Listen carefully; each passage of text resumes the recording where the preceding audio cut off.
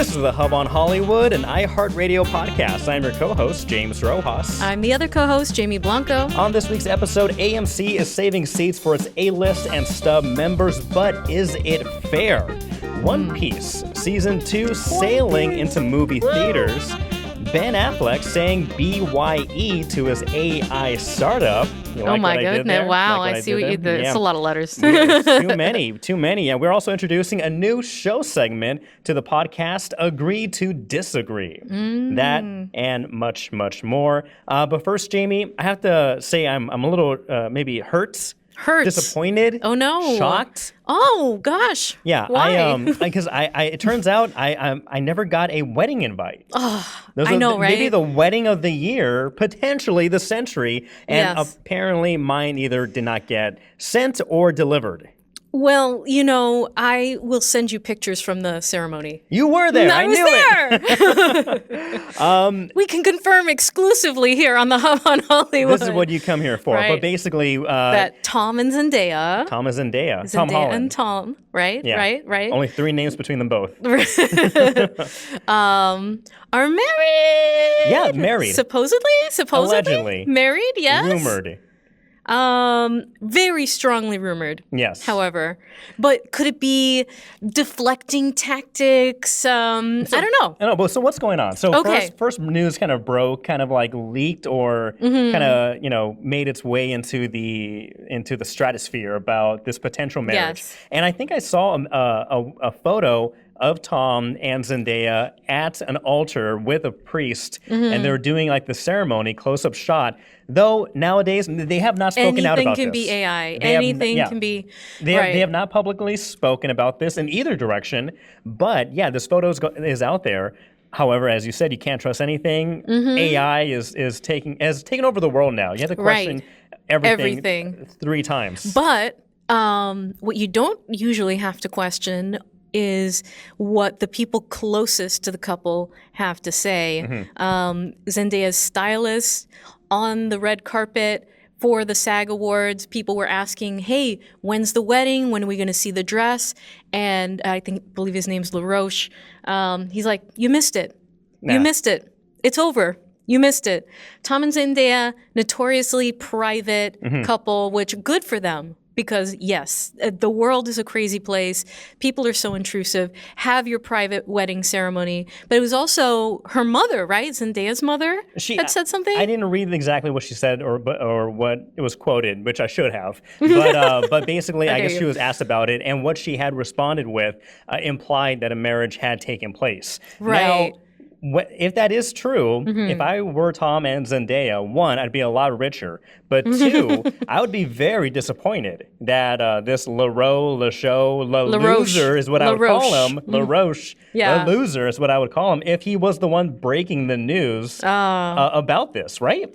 Well, yeah, I think that's a little sketch. If it's the mother kind of like letting it slip, that's something different. But you are, sure, you may be really close with Zendaya, really good friends, but you are technically an employee. And who are you to be releasing that information, if true, unless he was punking everybody? Right, exactly. What if it was a misdirect? At the same time, intentional misdirect. At the same time, though, that is a big thing to joke about because that would become big news and everybody like ourselves would be talking about it. Yeah. So I kind of hope maybe it's a misdirect so that now, we all think that the wedding's already happened, but it's about to. So we're all looking over there when they're actually getting married over here. Oh my goodness. Maybe they got married during the SAG Awards. Who knows? Maybe they got married in Bad Bunny's Super Bowl performance, but they're behind everybody else. You didn't see them. Right. But the other bit of evidence, the last piece of evidence, I just think it's really ironic that this is all happening at the same time that she is promoting her movie, The Drama, about marrying Robert Pattinson,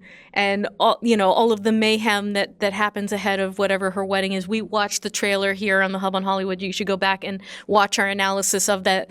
But something terrible, there is some terrible secret that gets revealed, and everything goes into disarray. Right. Everything's in disarray right now. As she is promoting this movie about the wedding, right? All of these wedding rumors are coming out. And in one of her, pictures, promotional photos with Robert Pattinson, you can see her engagement ring and what looks like a wedding band, like a golden wedding band. So the evidence is there, James. The evidence is there. And it's our job to speculate. Could it be misdirect? Could it be part of promoting the drama, which was filmed here in New England, by the way, mostly here in Boston, featuring lots of our local talent? FYI, we brought you the casting calls for that.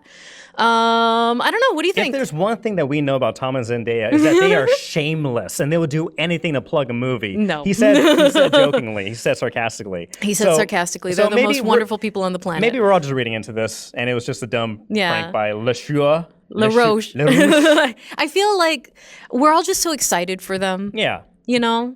So we all just want to be like a part of it a little bit, but maybe it's not our place. The Odyssey because they're also in that movie. Maybe this is a big Odyssey promotion. The Odyssey and the drama. Exactly. All right. All right. Go to theaters and see that. See Tom Day. Exactly. Well, if you guys are married, Tom and Zendaya, because we know you're listening and watching, congratulations here from the Hub on Hollywood. Woo, we love you. You know, it still kind of hurt we didn't get an invite officially, but hey, we'll let that pass. Well, one thing that is getting passed along is a startup, an artificial intelligence startup. I guess apparently, really directed, or maybe not created, but owned by Ben Affleck. Yeah, so he has this AI startup, and he sold it to Netflix. No official word with how much it was sold for, but basically, you know, and when you hear Ben Affleck, AI software in movies, some red flags are kind of waving, some alarm bells are ringing, some people are shouting, because you're thinking like, hey, this guy, why is he on the side of AI in Hollywood? Right. When AI in Hollywood has been such a big issue, especially with copying people's likenesses and replacing actors. But it doesn't seem like this is the kind of AI that does that. Right. It's more technical, right? Yeah. So this is called Interpositive, and it started back in 2022. And it uses AI to kind of be like a spell checker, but for film. So imagine, you're writing an article for Microsoft Word or what have you, and then there are little notes that pop up saying, hey, you misspelled this word, or it's a grammatical error, or the sentence is not grammatically correct. This AI does that with video editing. So say if you put two scenes together, it'll tell you, hey, the lighting is off in these two scenes, or there's no really good transition between this scene or this scene. And so I can see how that's useful. It's kind of like autocorrect, just giving you, this is not my endorsement for AI or the use in it, because at the end of the day, this is someone's job. But if it helps the editor do their job, catching mistakes that could be fixed, then, there may be some gray room, some gray space in that world. No, I see that is the kind of space where AI should be helpful or could be helpful, and that's where it belongs, not in the coming up with the ideas and being the creator of art, but in the helping the artists do the best job that they can do on the technical side. Just like we shouldn't have AI replacing human beings or intellect, but hey, let's use it to help find the cure for cancer, help with medical research and stuff like that. Like, those are the places where AI should be used. So I can see that for me, this is not so much of a problem at all. I am curious how much Ben Affleck made off of this. Oh, yeah. And when is he going to use that money to make another movie here? Actually, the funny thing is, and so I guess him and Matt Damon actually inked another deal with Netflix. So no surprise this was sold to Netflix because they have a really good partnership with them. And because of Ben and Matt's studio that they created, they actually inked a deal for more films. And so we're gonna see them soon. We're gonna see more Ben and Matt's movies, whether it's a sequel to The Rip or whether it's something else. But Ben Affleck was recently saying that he's at that stage of his career where he wants to work more with Matt. When they first started out, they did, of course, Good Will Hunting, they did Dogma, but they had a discussion amongst themselves saying, hey, we don't want to be paired constantly. All the time. Cast as like those guys are in the movies together all the time, the Boston guys in the movies all together all the time. So they actually went their separate ways, obviously best friends still, but went their separate ways, career-wise, movie choices-wise. But then in recent years, they were in like The Duel with Adam Driver, and then they're recently in The Rip, and they talked about wanting to work more because Ben's like, hey, And even Matt Damon, again, we're kind of going off on a weird tangent, but Matt Damon was saying he saw the documentary about the Beatles, and the part where he got very emotional was when he saw the Beatles perform on the rooftop.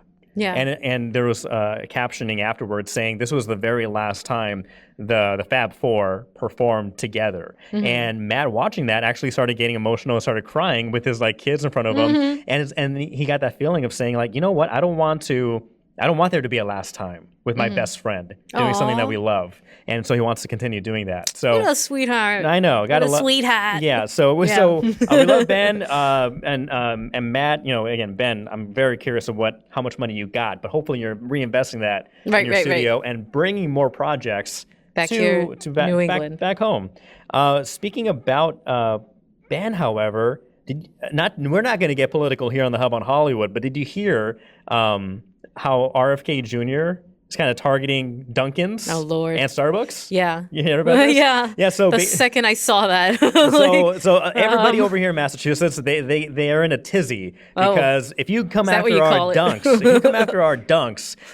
there going to be those are some fighting words. Long story short, for those who don't know, RFK Jr., Secretary of Health and Human Services, made comments about how they want to look at the ingredients of their drinks that are sold at Starbucks and Dunkin, and kind of implying that they're not healthy, which they're sugar-filled drinks. I mean, but there's it appears that the administration is going to be looking at Dunkin' and Starbucks and maybe crack down on sugar content or cap levels. I don't know what they can do or what they will do. Or some of the ingredients. I don't know. Yeah. So RFK Jr. and Dunkin' fans are apparently at odds, to say the least. Well, speaking of Ben, like him and his DunKings, right? The DunKings and their Dunkin' commercials. I'd be interested to see if they came out with like a little short about that, like "Come for us, we're ready for you," something like that. Yeah. Can't take my ass coffee, bro. We will see what happens. But what we will also see what happens is I'm assuming this Boston area theater audition, we talk about casting for movies and commercials, for the TV and streaming, but this is for the stage. This is for the stage. So it's a non-equity call for anyone with housing who wants to be on the theater. In the theater in Boston, we have a very robust theater district, tons of productions. So it's very exciting. And the thing about this, James, it is a theater call, right? But there are casting directors there from across the board. So it's a really great opportunity for actors of all shapes and sizes and backgrounds and whatnot, and dreams of where you want to end up, right? So that is happening right now. BostonAuditions.org is where you need to go right now to put yourself in for that, sign up for your auditions. It doesn't hurt to build up your resume and repertoire and what you've done. And we've talked to actors from stage and screen here on the Hub on Hollywood. It's just wonderful that there are opportunities across the board here in New England. And particularly in Boston. Yeah. Oh yeah, we can. I think we should audition. I think your voice, right? Our voices, for sure. They need to be heard. The Hub on Hollywood, on Broadway. Let's see. Speaking about awards that we are destined for, if we were to go down this venture, the SAG Awards, they were just recently held, of course, in Hollywood, but each SAG, AFTRA, what do you call it? Hub, area, New England area, regions, they held their own SAG Awards, Actors Awards Awards viewing party. You were there. And I was there. Woo!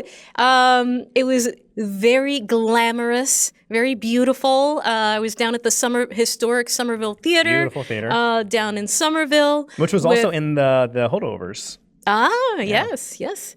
With over 100 of my compatriots there, of actors from across the board here in New England, having their one night to come out, dressed to the nines, walk the local red carpet, watch the Actors Awards. It was really fun. There were a lot of prizes and things like that for like if you guess the winners. And things. A friend of mine. You made several comments about the popcorn. Oh, the popcorn was great. Of the popcorn. It was free popcorn for the first 100 people. It was free popcorn, and I mean, I'm not a popcorn crazed person, but I heard it was great. It was great. There were bars. There were 2 bars open on the first floor and the top floor. So people were nicely lubricated for the event. Excellent. Tons of beautiful pictures were taken after parties happened. It was a great night in Hollywood East. Yeah. Here in Boston. Red carpet, photos taken. And if you were there, if you would like to see the sights, the sounds, if you would like to join us there and check it out, check out The Hub on Hollywood on YouTube. We'll put a little link right here. Where's the Instagram, corner? One of these corners, you'll see a link. iHeartRadio, wherever podcasts are heard. Check out our little ditty on that because it was a lot of fun. Yeah, a little ditty, but a lot of fun. Speaking about fun, we got some casting calls too. Yeah. Oh yeah. I was gonna say speaking about Diddy, we got some casting. No, we don't. No, not that kind. Not that kind of casting or Diddy. Anyways, so Boston casting, right? Yeah. That's a rough transition. But Boston casting is working on a project called My Boyfriend is a Demon. Could be Diddy related. Could be Diddy related. Oh goodness. But that's a micro budget project that's filming in Rhode Island, I believe. Correct me if I'm wrong. Outside world. So just keep an eye here on the Hub on Hollywood. We'll keep bringing you these casting calls and events, especially as the spring tries to spring, right? As it comes around the corner, we're going to have a lot more projects returning to the New England region. We'll let you know about it. My God, the weather is trying. It's trying. We had one 55-degree day. It's insane and then it snowed. We're gonna get like up to 60, 65, maybe 70 degrees in a couple days. Next week. Yeah. I'm very excited about this, and maybe this is a good transition because Tuesday is going to be the warmest day of the year so far. It's going to be like 67, 16, 67 degrees. I just love his face when I do that. And it's going to be the premiere event of One Piece Season 2. Woo!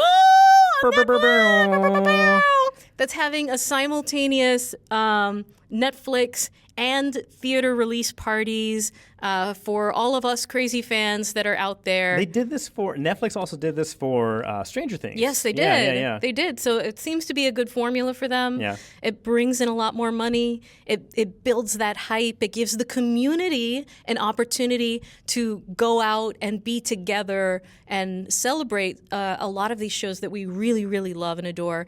And I don't know if we've never talked about One Piece on this show, right, James? No. Yeah. I have been so excited and hammering this for like the last year, right? So excited that season 2 is coming out on Netflix. So excited for the cast. So excited to see the story adapted. Big One Piece fan, so I will be there. Boston Common AMC is where this one is happening. It's a limited theatrical release, so it's not in every theater. No, but I think they said like 200 theaters nationwide. Not only AMC, but Regal Cinema, right, and some other theater chains are doing it. Yeah, Cinemark. So most of these are already sold out, but if you want to go online, try to find tickets. There might be a couple left. Are you gonna dress up as Luffy? Of course I am. As Chopper? Of course I am. Of the other ones? The other ones that I don't know, Zoro and Nami. I will be gender bending Luffy. My son will be Kid Luffy. My daughter will be Nami. So yes, we will be out there embarrassingly. Or not, dressed to the nines. Okay, really quick. So I don't watch One Piece, but I've come across the season 2 trailer for it, and the main actor Iñaki, they're like oiling him up and showing his abs like crazy. Like they're everything. they want all the girls to like thirst over this guy and fill those seats. Yeah, which if you're a fan of the anime, like you wouldn't imagine that for Luffy, but he brings that. Well, how can I say this? The appeal. That milkshake to the yard. It's Luffy with appeal. Interesting. So very excited. I'm sure you want to appeal some of his clothes. Oh, Lord, you said it, not me. Yeah. Well, let's talk about keeping with the movie theater theme. We are hearing that AMC Theaters is planning to roll out a new feature or perk for A-List and StubHub members that would block and reserve the, quote, best seats for those members. This is expected to roll out later this year. No official launch date yet, but yeah, so those would get A-List members and StubHub members would have priority access, no extra charge to pick the best tier seats, and then the general availability will be reserved seats expected to eventually be released to the general public if they remain unbooked. I'm a A-List StubHub member, and we do get, several perks already. We buy food, you get points that go to, like, you can buy tickets or, not tickets, but, more food or whatnot. And then we have, like, that shorter line to get snacks or concessions. And my initial gut reaction hearing this, I was like, oh, that's awesome. I get to pick the best seats in the house first. Yeah. But then I thought about it for a minute longer, and I'm not sure if I'm a big fan of this. It doesn't feel fair to me. It doesn't feel fair. No. For general, because you have to pay extra just to be able to sit where you want to sit. And I mean, I can see the pros, but I can definitely see the cons as a general audience person who wants to go to the theater and just wants to see the movie that they want to see. Like you're relegated. I don't want people to jump to the worst possible hoops. seats. Yeah. I don't think that's going to really encourage people to go to the theaters. And I don't know how much that's actually going to encourage people to, like, sign up for the A-List if they weren't already inclined to. I don't know how sound of a business decision it is. Yeah, and I don't know. And AMC apparently has had a rough last quarter. Like, it lost like millions of dollars, so it's not doing well. So of course they're trying anything under the sun to try to entice people to come or sign up for their memberships. But at the same time, I feel like for the general audience member, they may hear this and they may try to buy a ticket and they may see a whole section blocked off. That'll be very demoralizing and not incentivize me to come in. It depends. Like, also, what are the best seats? Is it just like middle, like a cross and like that range? Of course, the very front seats close to the screen would be up for grabs by anybody. But I don't know. I feel like that's not fair. There should be better ways to bring audiences Have back. you ever seen the Dogman movie? No. Okay. I know There's it is, a scene. No. There's a scene where Dogman says, or one of the characters says, "That's not fair," and the mayor, rings up this phone number. He's like, "Here, call this number." You call it up, and you listen, and there's a little guy who comes on and says, "Life's not fair. Life's not fair. Life's not fair." And it's a real phone number. Yeah. My husband has it saved on speed dial on his phone. So every time one of our kids says, "That's not fair," he's like, "Wait a minute. Let me call this number for you." And it's a little guy playing Life's Not Fair. That's hilarious. That's true. Life isn't fair. But shouldn't you make it fair for your customers? Yeah. I don't know. I feel guilty. I am an A-lister. I would, I feel guilty enough. Like, I appreciate and I use the short A-List line for the concession stuff. So I appreciate that, but there's a part of me that does feel a little guilty using it. You see a long line for the normal, for the normal folk, for the normies is what I call them. And then you see like the very, I go straight to the front. And so, again, which I appreciate, I'm paying a membership, so I appreciate there is a perk to that. But at the same time, you see like 20 people are kind of eyeballing you. They know you're in that line. They know you have a membership, but, it's human nature to be like, hey, that's still not fair. Yeah. So an additional thing on top of that, I don't think that's a brilliant, smart move that will save AMC or bring more people in. Yeah. Yeah. You said you'd rather have them bring another perk back. Yeah. The curly fries. Yeah. And that's one of my would you rathers. Okay. Well, are we ready for that? So let's go into agree to disagree, a new Hub on Hollywood segment where Jamie and I will bring up one of our takes, a movie related, movie themed take, movie theater cinema, that whole thing. And after they present their take, each one of us will say whether we agree or disagree with it, and then we just kind of go into it. Yeah. So, why don't you kick it off with your first take? Okay, my first take is curly fries. Okay. Agree. This is a softball. Okay. This is a softball. We're rolling into it. You know, I desperately really need those to come back. Yes. But at what cost, James? Okay. So I guess this leads me into more of like a would you rather. Okay. Would you accept curly fries coming back if it meant that we would lose Impossible Nuggets? Oh, no. No, I disagree.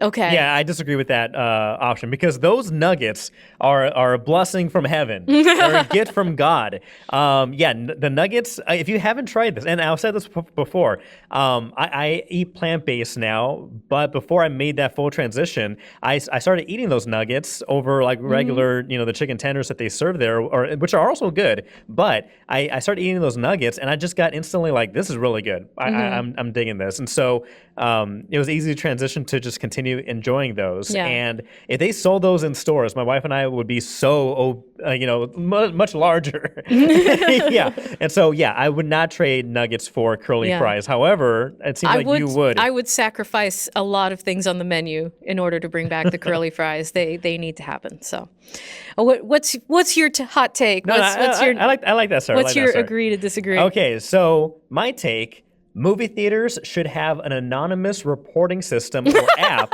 for people talking or disturbing the movie. You're so angry. You have so much anger in your heart. Do you agree or disagree? I disagree. Okay. What are we, narcs? Like, we're going to be narking on each other just because someone is talking in the theater? You want to get them banned for life? Like, I mean, it could be satisfying for sure to have people like be punished for their bad behavior in the theater, but I feel like that's a slippery slope.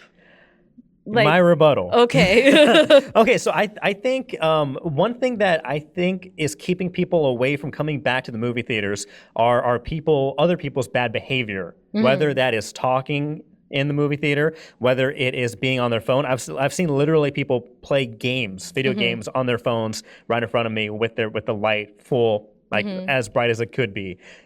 People running up and down. I've seen teenagers very recently, like this past year, like running up and down the aisles constantly. And then when somebody said, "Hey, stop that," that person got offended and said, "Can you ask me nicer to not?" Like doing this be a super jerk rude and thing. be rude, and so there's my reporting system would be like an app, like for example, the AMC app, where you could go in there and there'd be like 5 things, whether it's talking, texting, running up and down, or somebody's making out in front of you. They're slapping lips. Leave them alone. I'm just saying, things. There are levels. Personal time. There are levels of this. Okay. And so, all right. My idea of it would be to you can pick. Okay, for example, on their phone, you pick on their phone, and then you have like when you buy or reserve your seats on the app. It shows like the movie theater, you have the layout, but it will be like in 4 sections or whatnot. So you kind of do like, I'll pick this section, this is where they're at. That has somebody come in, and they just kind of like they just stand. They come in, where you walk in, and just kind of monitor the situation, and they make a judgment call. So they see somebody talking or on their phone or running up and down, throwing popcorn like in a Minecraft movie or, just whatever other movie.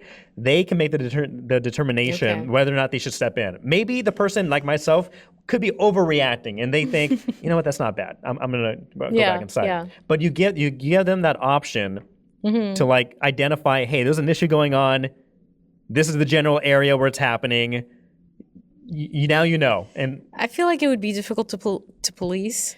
But I see that how this could, satisfy the pain that you've been through. And the thing is, and that is my biggest gripe with movie theaters is like, and it's the price of the food. I can eat that literally and figuratively, and deal with it. Everything else, I can deal with it. It's just the other people that are very inconsiderate. And now, I think since the pandemic, people have gotten worse when it comes to, being respectful for other people's space or time or experience.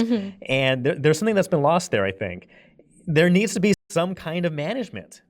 So this is my simple solution. You could do it anonymous. And again, this person will just come in, view what's going on. Right. And if it doesn't cross a line in their guidebook or in their eyes, they just like, okay, it's resolved or whatever. But if it's like egregious, which some incidents I have seen, then yeah, you need to be like, hey, you need to stop, or we're gonna have security walk you out because you're ruining for everybody. All right, what do you guys think? So you're still are you still? Did I convince you, or do you still disagree? I still disagree. Okay. Because I think it would be difficult to enforce. They're going to have to hire more security people to sort of, right, you got to train them and stuff. Yeah. And it doesn't seem like AMC's trying to be spending less money and not more. They would have to come up with some kind of reporting app and include it in the apps that already exist. But the thing is, if AMC, for example, I know we're calling you out, but instead of doing the reserved seating for A-list members and devoting all that time and resources or what have you, do something that a lot of people have been speaking out about, and that's bad behavior in the movie theater. Hey, and then you could possibly build some press around that. Yeah. Just like what's the one where they kick people out? Oh yeah, Alamo. Yeah, like Alamo Draft House. So. They make it work. Maybe. They do it. They do it. Okay. What do our listeners and viewers think? Do you agree or disagree with us? Our take so far.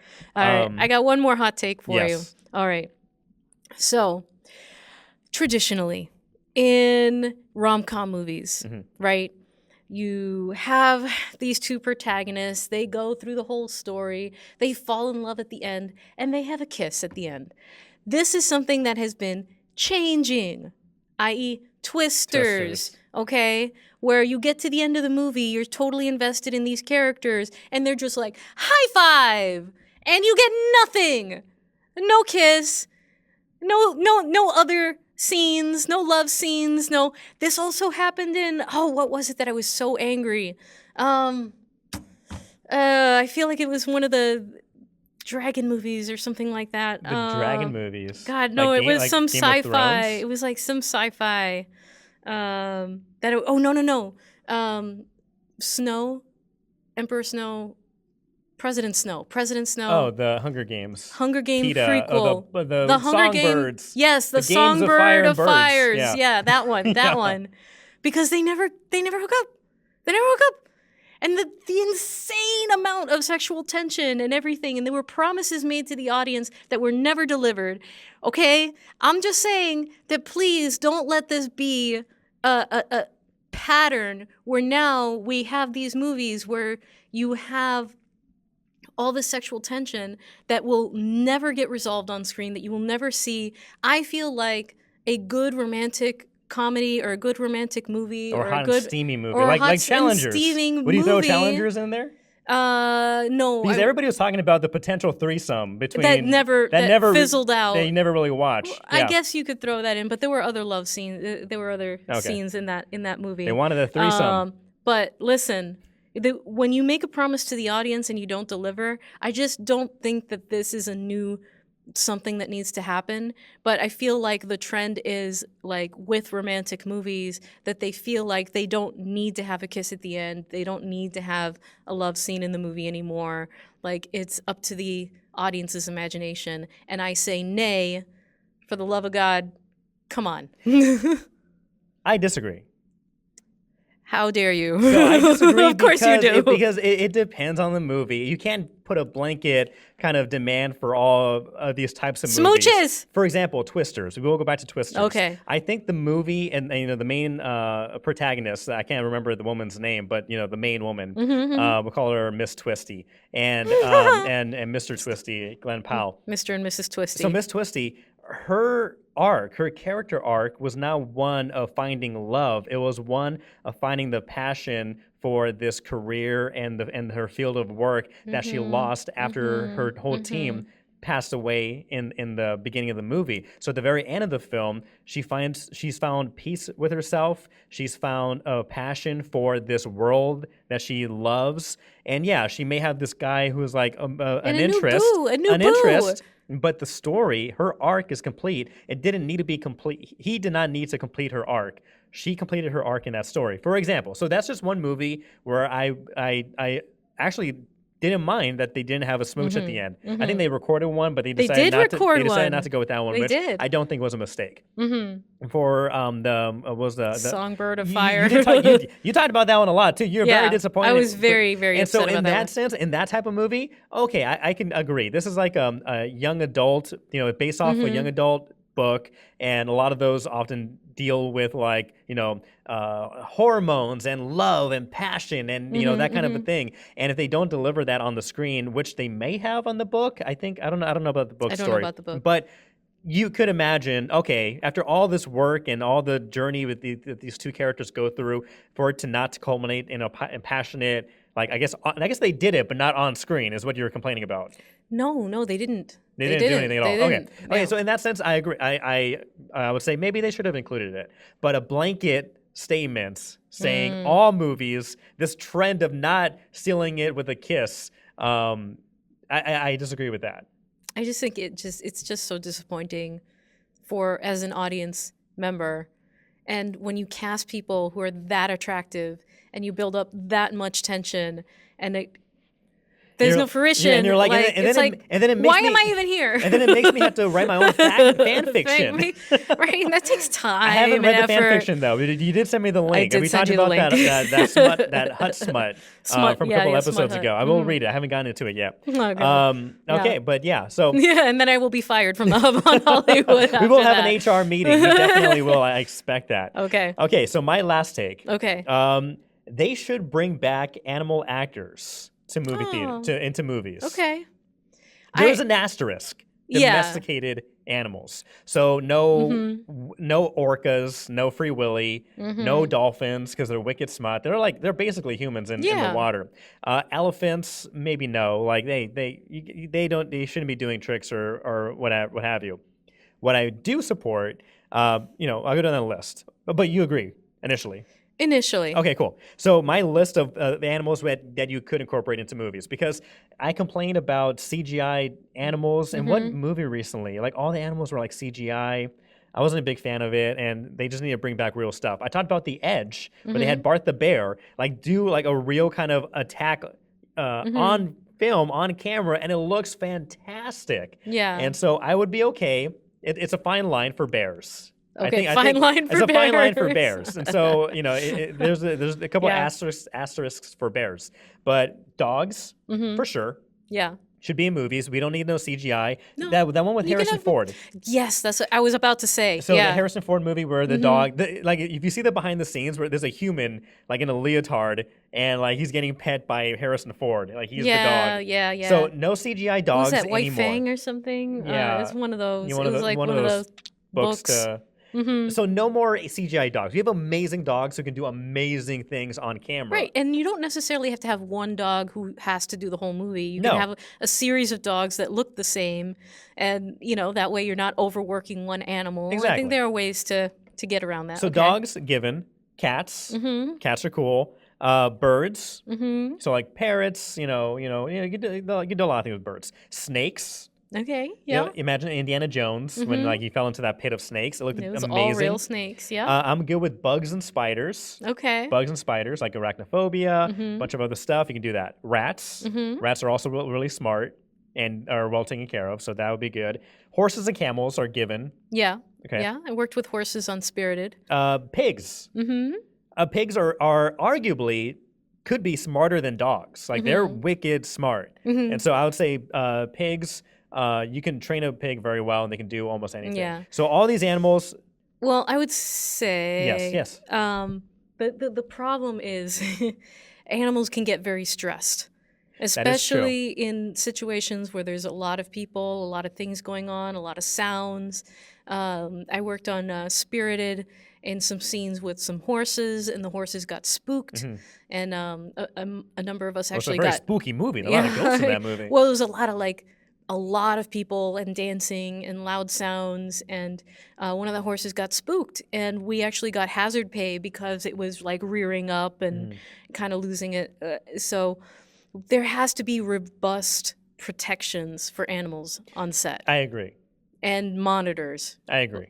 Yeah. So I agree, because obviously you need to be careful still. There, yeah. Though, that being said, I think they're a lot like Bart the Bear.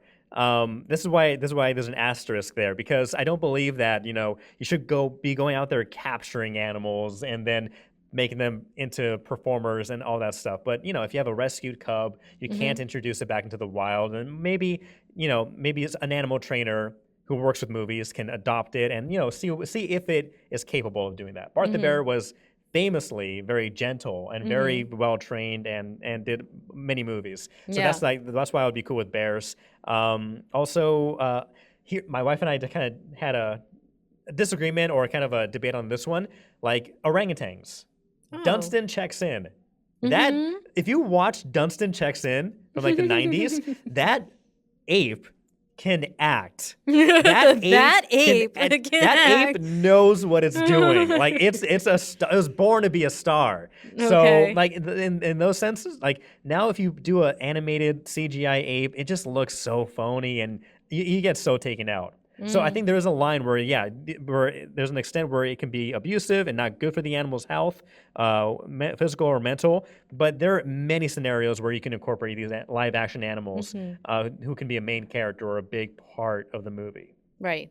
I agree tentatively with lots of asterisks, with lots of protections for the animals and et cetera, et cetera, et cetera. So, okay. All right. Excellent. So we agreed on one thing. All right. Well, let us know, do you agree or disagree with us and our takes on this episode? I like the segment. I feel like this would be a fun recurring I like it when we yell at each other. So, yeah. But we don't always disagree. We agree on stuff as well. That's true. So, let us know. Comment down below. Join the conversation. Again, thank you so much. If you are watching us on YouTube, be sure to hit like, subscribe, comment down below, and tell your friends. Tell your friends. Share us with them. Also, you can listen to us on any major podcasting streaming service, including iHeartRadio, Spotify, Apple Podcasts. If you're out and about, you can't watch us, you can always listen to us free of charge. And we're on the socials. That's right. We're on Facebook. We're on Instagram. We're on Threads. We're on Blue Sky. Search Hub on Hollywood, and you will find us there. Excellent. But where you will find us now is on Cinequote.net. We haven't played this game in a while. No, we haven't. So I'm excited. It's a little refresher for those who are not familiar. Cinequote, it's like Wordle. There's a movie of the day, and you have 5 guesses to figure out which movie it is based on 5 quotes, which start from obscure to pretty like on the nose by the very end. But we try to get it early on. So let's start one. This is a game.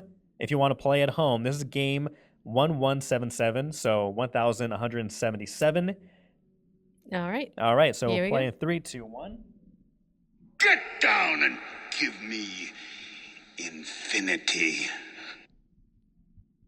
I don't know. I'm going to guess, this probably isn't it. I'm going to guess Cabin Boy. Cabin Boy. That's starring, blanking on his name. Cabin Boy. Cabin Fever? Don't tell me Cabin Boy doesn't pop up. I can't think of his name right now. He's a very funny actor, very funny comedian. He was in like There's Something About Mary. He plays the friend with the rash, Ben Stiller's friend. I don't know his name. He's in a million I don't know things. his name. Okay, Cabin Boy isn't popping up. Or maybe it's one word. Cabin Boy.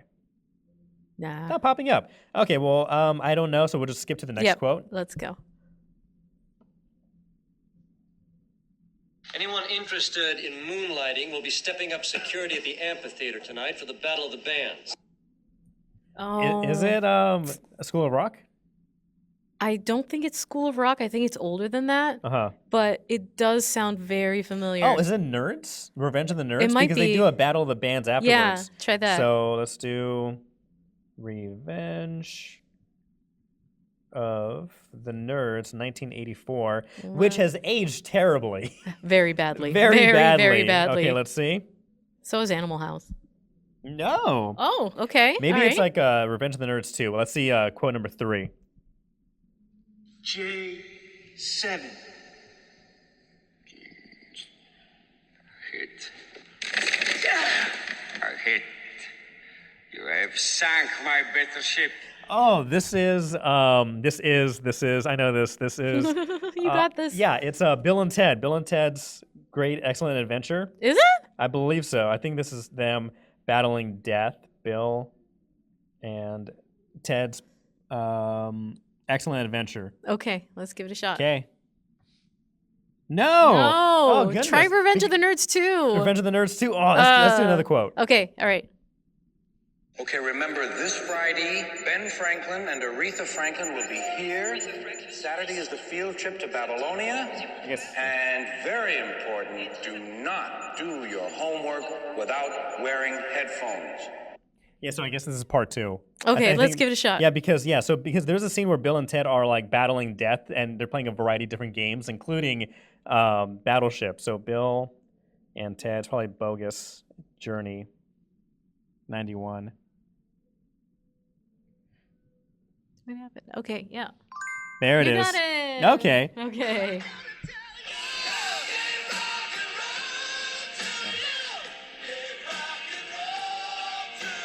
Yeah. All right, so that's death right there. Nice job. Yeah. I thought that was part 1, but I guess it was part 2. All right. So how well did you know? Did you guess the very first guess, or were you kind of like us, kind of everywhere? That's fine. That's fine. Great job. I appreciate that. I wouldn't have gotten it. So yeah. Woohoo. All right. Back on our winning streak. Back on it, baby. Well, thank you so much for coming back on the Hub on Hollywood, joining us. Be sure to join us next time. And again, like and share. Tell your friends if you have any actors in the New England area who want to get cast in something, TV, movie, or the stage, send them over to us, because every week we have a list of casting calls, local filming news, and everything else in between. That's right. That's right. So until next week, James. I'm Jamie. I'm James. We'll see you there. Bye.